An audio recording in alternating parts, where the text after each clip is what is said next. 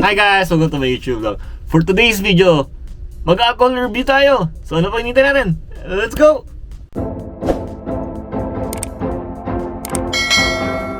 So for today's video, meron tayong magre-review tayo ng alcohol review. It's Imperial Cerveza ng Costa Rica.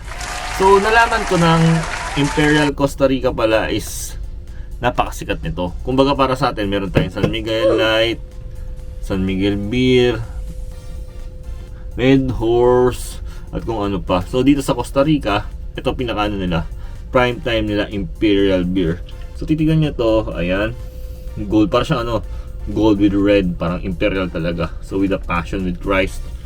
So Imperial La Cerveza de Costa Rica. So it is made in Costa Rica talaga. So tignan mo naman na napaka-premium tignan.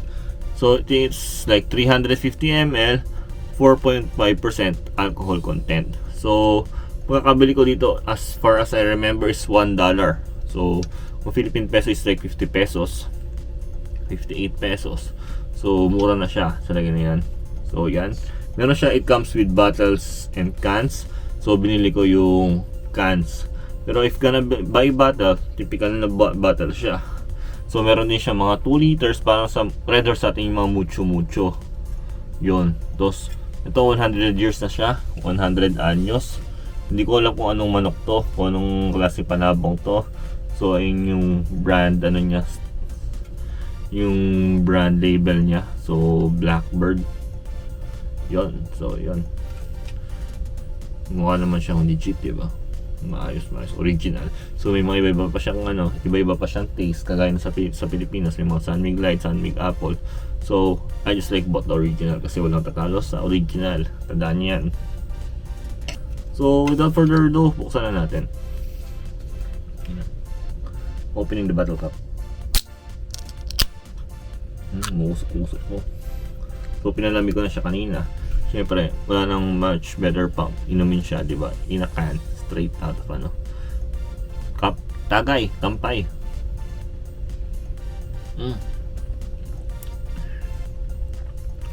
For the taste, hindi siya ganun ka-malty, unlike sa San Miguel Beer.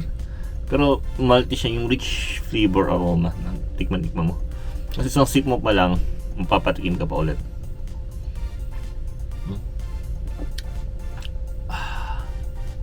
Sarap. Nalasama yung Imperial, Casa de Imperial.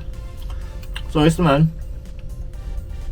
Hindi siya yung kagaya ng Red Horse na may lasang kalawang afterward ng lasa. Matamis siya, smooth, kagaya ng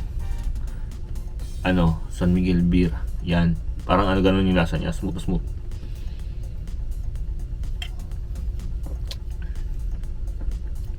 Hindi siya alam mo yun, mapakla. So matamis siya. Kaya siya number 1 beer. So I guess it's okay. Ayun, kulay gold siya. Ayun, makikita siya.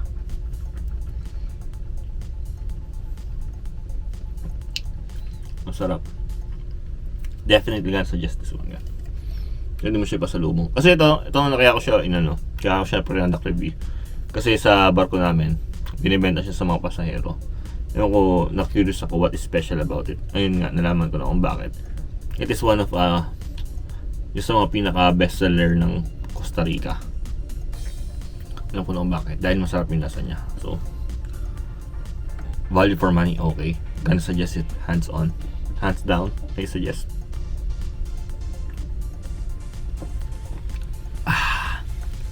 Imperial Cerveza de Costa Rica, Pura Vida. Siguro yung Pura Vida is yung company niya, hindi si Pura Luca. Pero definitely suggest this one. Smooth yung lasa, walang aftertaste. I think masarap siya kapag nilamay mo siya ng yelo. Siguro masarap yung aftertaste. Pero pag for the sake na malaman nyo ano yung tsura ng kulay niya, lalabas natin yung baso para makita nyo lang. Ayun, wala siyang bula. Check. Mabilis mo yung bula niya. So hindi siya mababli. Mabilis mag-subside. Kasi malalaman mo kapag kapag hindi siya pure malt. kapag ano, mabula siya masyado. Ito mabilis mag-subside yung bula niya. So ayos yun. Ayun, nakita mo, sobrang linaw. Yung sabihin nun, pure siya. Hindi siya ganun ka-malty. Pero okay siya, smooth. Sayang. Tagay.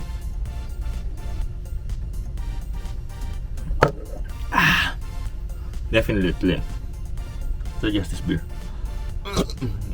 Ayan, digay. Ayun yung $100. Ayun yung $100 digay.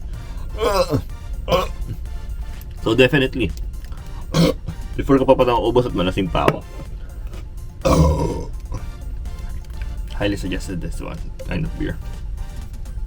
Hindi na kayo. So this is it. Imperial by Costa Rica. Value for money? Yes. For the taste? Definitely. Hands down. So 10 over 10, gonna suggest this drink. Please do buy this kind of beer. Definitely suggesting this kind of beer. So dito yung mga lumalakap na yung vlog ko. Pati mga alak, syempre. Yan ako na. Alam mo tayo, we vlog anything under the sun. So if you like this kind of video, please do like and subscribe my YouTube channel.